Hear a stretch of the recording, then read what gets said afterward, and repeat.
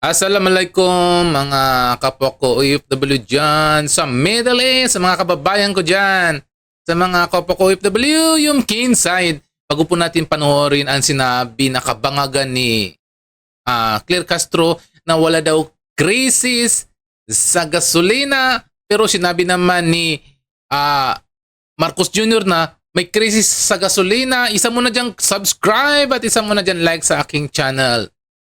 Wala nang patumpik-tumpik pa. Panoorin po natin ang sinabi ni Claire Castro na wala talaga daw krisis sa gasolina. Pero hirap na yung taong bayan. Ito, panoorin po natin. Petrolyo, iginiit ng Malacanang. Walang krisis sa langis ang Pilipinas. Sabi ni Palace Press Officer Claire Castro, hindi oil crisis ang nararanasan ng bansa dahil hindi naman tayo kinakapos sa supply. Ang tawag daw doon, price disruption. Sabi po kasi ni Secretary Sharon, may dalawang klase po ng krisis, sa supply at sa presyo. So ngayon po, kung pag-uusapan po natin ang supply, ay wala po tayong sasabihing krisis pagdating sa supply. Maybe meron pong price disruption dahil nga po sa nangyayaring oil crisis sa Middle East. Ito'y kahit mismong sa bibig ni O di ba? Ang sinabi ni Claire Castro ay walang krisis. Nako, Claire Castro, ang gasolina sa isla namin ay yung sa gasolina, ang isang litro ay 125 pesos isang litro. Yun po ang walang krisis sa gasolina. Yung galing sa 69 pesos sa 72 pesos ang isang litro. Sasabihin mo walang krisis. Ano ba naman yung katarantaduhan na Claire Castro ang pinagsasabi mo?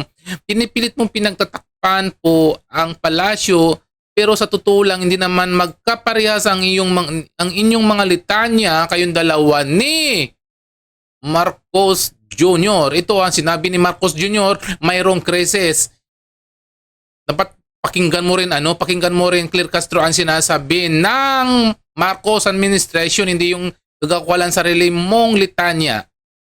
nang galing ang salitang krisis. We had to accelerate all of this because of the oil crisis that is happening. Itong problema is that because of the war in the Middle East. Sabi ni Jose Castro, krisis sa Middle East ang tinutukoy Oh, di ba? Ang linaw-linaw. Sino ba ang paniniwalaan sa kanilang dalawa? Nag-uusap ba 'to ang dalawang taon na 'to? Nag-uusap ba 'to ang talagang mga ngagba na 'to? Ang hirap talagang paniwala ng dalawa. Sasabi na ang kataas-taasan na Pangulo na may krisis na sa gasolina. Sasabi naman ni Claire Castro, wala. O sana pa talaga kami pwedeng maniwala sa inyo? Sino bang pwede namin pakinggan? Kasi nga, hindi magkakatugma ang mga pinagsasabi niyong dalawa. Akala nag-uusap kayong dalawa, pero hindi, ba't ang layo? Parang hindi nagkakaugnay yung mga pinagsasabi niyo. Hirap na yung taong bayan, nagugulat na yung mga taong bayan, yung mga sobrang taas sa sobrang taas yung bilihin pa ha? Kasi kapag tumaas yung mga gasolina, nagtataasan din ang mga bilihin. Tapos nga ngayon yung sasabihin niyo walang krisis. Ano ba 'yan? Ano ba 'yang pinagluloko niyo na yung yung mga mamamayan ng ng Pilipinas ha. Kaya ang hirap talaga paniwalaan. Tignan nyo, ang dami ng ninanakaw na kaban ng bayan sa Pilipinas. Sabi nila, wala daw ninanakaw. Diba? Sabi ni Romualdez, wala daw siyang ninanakaw. Yung parang lahat na lang kung pagtatakpan nila yung mga kabubuan nila na sinasabi na walang nangyayari. Diyos ko, kawawang nila lang. Talagang mahal-mahal na talaga yung bilihin dahil sa pagsipa ng gasolina. Ito, tuloy po natin. ng Pangulo rito at hindi oil crisis sa Pilipinas. Pero kahit pa iginigiit ng palasyo na walang krisis, bumubuo na rin sila ng Crisis Management Committee. Of course, kapag po binigyan natin ng sinabi po nating crisis committee, ito po ay tututok. Lalo-lalo na kung ano ba ang pangangailangan ng ating mga kababayan, paano hindi mapuputol ang supply ng ating mga pangangailangan sa oil, sa fuel at sa mga pangunahing pangangailangan ng ating mga kababayan. Kanina, personal na sinalubong ni Pangulong Bongbong Marcos ang higit 340 Filipino workers mula sa Hindi mag-uuwian yung mga kapwa ko OFW sa Pilipinas kung hindi po nagkakaroon ng kaguluhan sa ibang bansa. Kapag nagkaroon ng kaguluhan sa ibang bansa, damay ang Pilipinas. Dahil unang-una, ang Middle East po ang sentro ng bilihan ng mga langis. So ibig sabihin may problema. Kaliwat ka na ng mga TV station sa international, sinasabi nila may problema sa langis. Hindi lang po sa Pilipinas ang nagtataasan yung bilihan ng langis, kahit sa ibang pangdaigdig ng mundo, ang dami nagtataasan ng langis. Pero dito sa Pilipinas, sasabihin pa na walang crisis sa gasolina. Iba't ang taas. Kawawa nga yung mga kapwa ko sa probinsya ko. 125 po ang isang litro, tapos sasabihin pa ni Claire Castro, walang krisis sa gasolina. So kung papakinggan mo sa mga international na mga mainstream media, naghihirap din doon yung mga bansa dahil sa pagtaas yung demand ng crudo or mga gasolina. Di ba?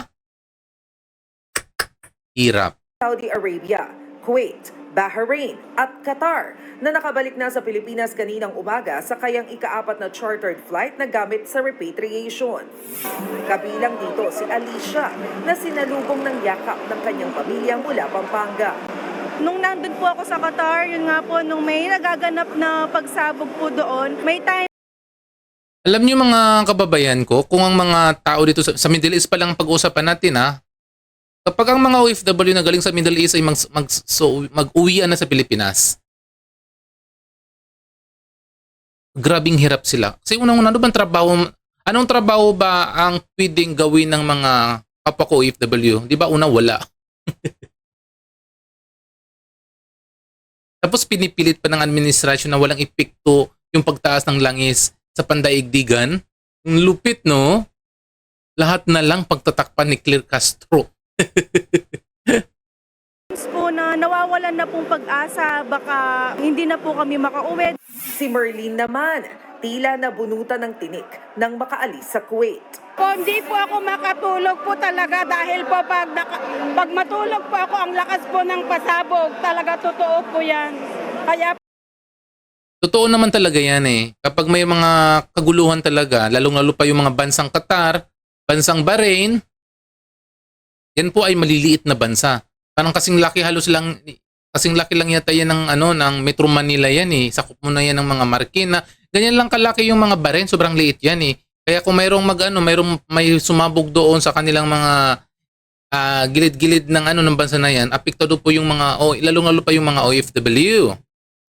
Kaya totoo po yung sinasabi ng mga kapwa ko OFW niyan talaga, kapag mayroong nagkaguluhan doon, pansin na pansin. Kasi nga maliliit lang talaga ng bansa yung Qatar pati Bahrain. Pero mga mayayaman sila sa gasolina, sa crudo, mayayaman yan kasi sa kanila kasi kinukuha. Pero talagang apektado, ang problema talaga kapag ang tumaas na talaga yung crudo, gasolina o whatever pa na kinukuha sa Middle East, expected natin tumataas din ang bilihin sa Pilipinas. Lahat apektado sa Pilipinas, pamasahe, pagkain, kung ano lang nandiyan bibilihin mo. Tapos maririnig mo lang walang crisis sa sa gasolina. Yan mo na mga kababayan ko, no? Nakakainis kasi walang krisis sa gasolina. Yan mo na mga kababayan ko. Sa mga hindi pa nyo nakasubscribe sa akin, please subscribe my channel and like din sa aking mga video. Sa ngayon, masalam.